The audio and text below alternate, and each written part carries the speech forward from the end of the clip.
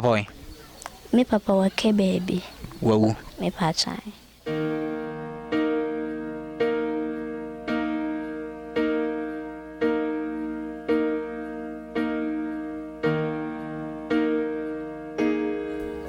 Sometimes I need be more concerned than me by fool.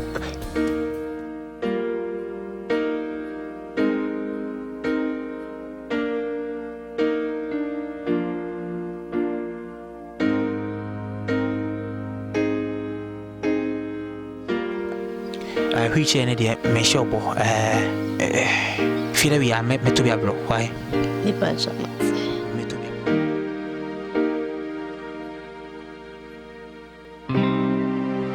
Bisa, what that kete swana, so the mattress swana ding.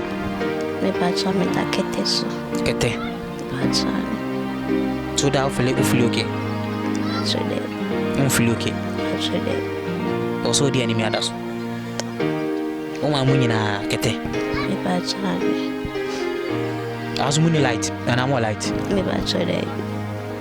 Ma me mattress no so e be pe mattress abro wati. Me be pe mpa ankasa abro why. Tabi avide da obetimi.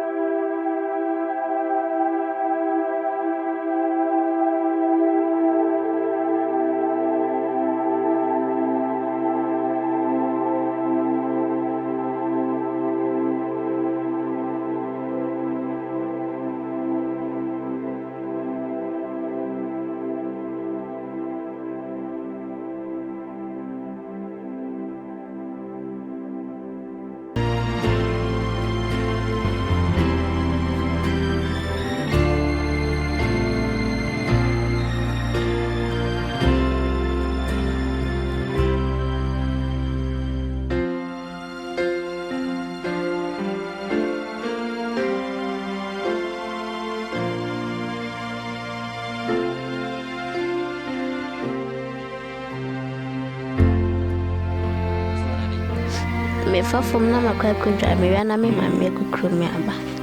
Ntu be fa anwea wi mu na akudwa amfuturu e mini fom ha na akudwa. Me pa chane. Tu dwa wi na mamme be kukuru aba. Me pa chane. Tu obi ani ha de amfa fom ma.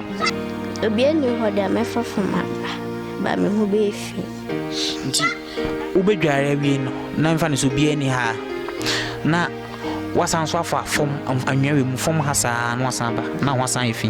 Me pa chane. Tu ni ade a obi a betena so bi pia kwa akudwa. Me pa chane. Ti vaida obe ha na udware.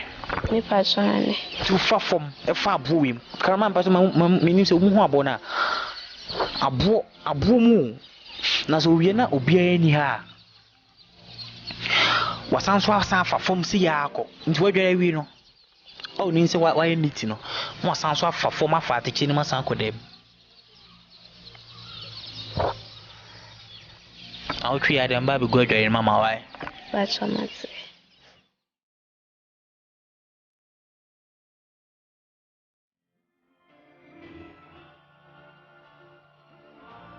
Wani swadi hunu pa ne sem wunyina apesa wo yeden ka nka na wo so wunyina opesa wo yeden je na apesa wo yi in future Some person me a lawyer kakra me ka cheti phone say obi e be kana kuma bia na yesire say amunso e mu na yesusu yenya kakra de be koya no da ni da nyina enye me peni se ka me yesi na de bi obi be free be bia ba no abedi matem